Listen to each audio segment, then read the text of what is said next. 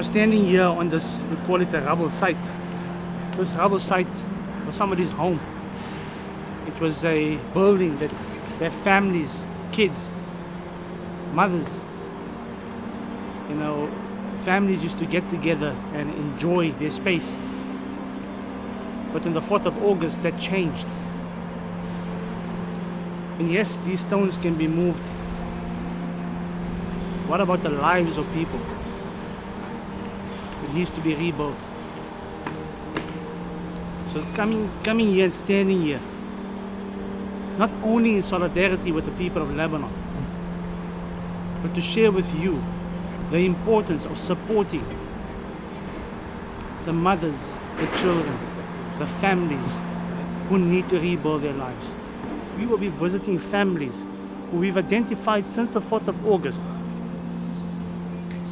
And through your generosity, they now have an opportunity to better their lives.